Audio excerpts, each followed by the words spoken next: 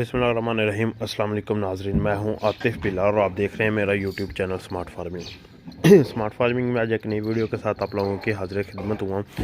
आज की जो मेरा वीडियो का मौजू है वो है कुर्बानी के बकरों का जो सेटअप है, या जो मेरे पास कुर्बानी के बकरे हैं उनकी सुबह की रूटीन क्या है। सुबह के वक्त हम उन्हें क्या दे रहे हैं और शाम के वक्त क्या दे रहे हैं।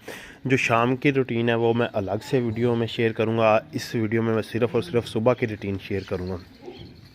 वीडियो दो पार्ट्स में तकसीम होगी, एक शाम की रूटीन पे, एक सुबह की रूटीन पे, जिस पे मैं मुकम्मल इन्फॉर्मेशन दूंगा कि जानवरों की क्या खुराक है। कुछ दोस्तों ने ना वीडियोस में देख के मुख्तलिफ दूसरी वीडियो में देख के जानवरों की ना हेल्थ के बारे में पूछा था कि कुर्बानी के बकरे आपके काफ़ी ज़्यादा सेहतमंद है, इतनी सर्दी में आप इन्हें क्या इस्तेमाल करवा रहे हैं, कौन सी डाइट दे रहे हैं, क्या दे रहे हैं। टोटली मैंने इस वीडियो में आप लोगों के साथ शेयर करना है, तो वीडियो को मुकम्मल देखना है, दोनों वीडियोस को।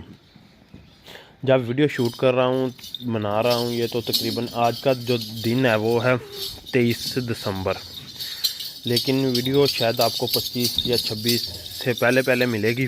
कोशिश मेरी है कि मैं जितनी जल्दी अपलोड कर दूँ।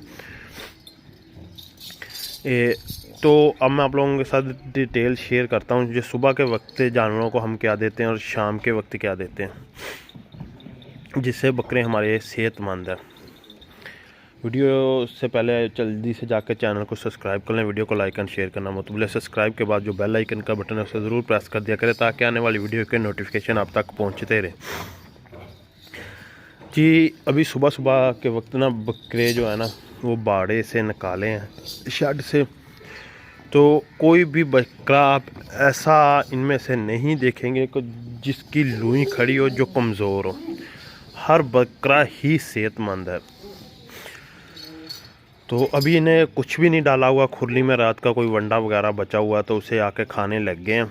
लेकिन मैं वनडे का जो मेरा टाइम है, मैं 2 टाइम दिन में वंडा इस्तेमाल करवा रहा हूँ। सुबह को जो मैं वंडा इस्तेमाल करवा रहा हूँ वो मेरा अपना बना हुआ है। शाम को जो वंडा इस्तेमाल करवा रहा हूँ वो अलग से दिखाऊँगा, और साथ में शाम को क्या इस्तेमाल कराता हूँ वो भी दिखाऊँगा। अभी खुरली में वंडा नहीं डाला। अब सुबह के वक्त मैंने अपना एक वंडा तैयार किया, जिसकी वीडियो आपको मेरे चैनल पर देखने को मिल जाएगी। एक सादा सा और सस्ता सा वंडा तैयार किया था, वो डालता हूँ। वो डालूँगा अभी थोड़ी देर में।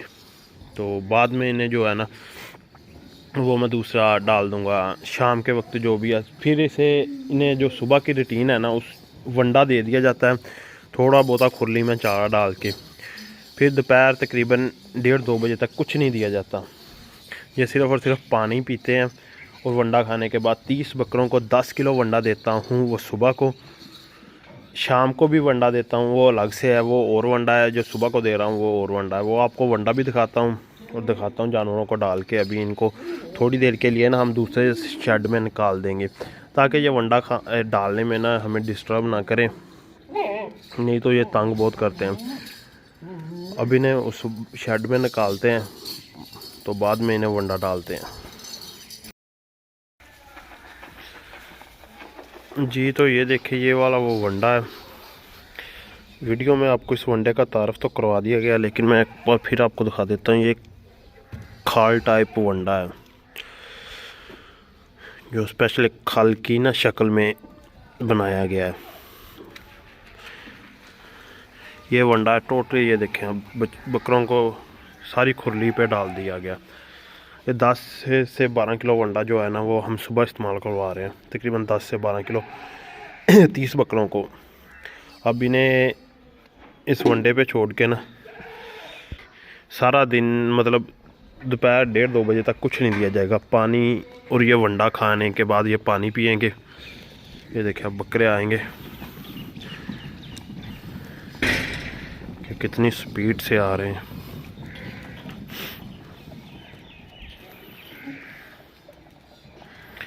ये देखिए, माशाल्लाह बड़े ही प्यारे अंदाज से खाते हैं ये वंडा।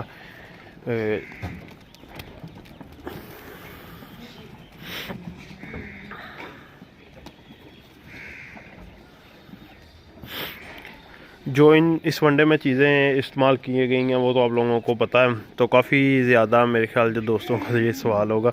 फिर एक बार बताता जाऊं कि जिन्होंने वो वीडियो मिस की है, इस वनडे में सरसों की खाल इस्तेमाल की गई है। खाल सरसों। दूसरी चीज़ इसमें इस्तेमाल की गई बाजरे की बहुत ज़्यादा मकदार इस्तेमाल की गई है। तीसरी चीज़ इसमें गंदम इस्तेमाल की गई है। चौथी चीज़ इसमें गुड़ इस्तेमाल किया गया। पांचवी चीज़ जो इसमें है वो बकरियों का मसाला है, स्पेशल वो इस्तेमाल किया गया। ये चीज़ें इसमें इस्तेमाल की गई हैं। तो सरसों की खाल काफ़ी ज़्यादा कड़वी होती है, तो काफ़ी मेरा भी इस चीज़ के अंदर ना पहले से यही डाउट था कि पता नहीं बकरे खाएंगे कि नहीं खाएंगे, लेकिन इन्होंने पहले 1-2 दिन मुश्किल किया, लेकिन अब इजीली खाते हैं। ब्रीडर्स भी साथ सुबह को यही खाते हैं। देखिए ब्रीडर्स की भी आप हेल्थ देख सकते हैं, माशाल्लाह से कितनी खूबसूरत है, कितने सेहतमंद है, और जिल्द पे जो शाइनिंग है। बाकी जो शाम की रूटीन है वो भी आप लोगों के साथ शेयर करूंगा। उम्मीद है कि आपको वीडियो पसंद आई होगी। वीडियो पसंद आई तो वीडियो को लाइक शेयर ज़रूर कर दिया करें, और मज़ीद अच्छी वीडियो के लिए हमारे चैनल को सब्सक्राइब करें। देखिए पहले थोड़ी देर, अभी बकरों को छोड़ा ही है, तो थोड़ी देर पहले ना इस पर खाली खाल थी, इन्होंने जो मोटी मोटी है ना वो उठा लिया। अब छोटा छोटा जो दाना है उसके साथ ये चारा भी खा जाएंगे। एक से बढ़कर एक बकरा है माशाल्लाह। कोई भी बकरा जो है आपको ना वो हेल्थ में डाउन नहीं नज़र आएगा। हर बकरा जो है ना वो सेहतमंद है। अभी सुबह का वक्त है। दूसरी बात है, ये सर्दियों का मौसम की ये रूटीन है। सर्दियों में जो भी वंडा जानवर को दिया जाता है ना,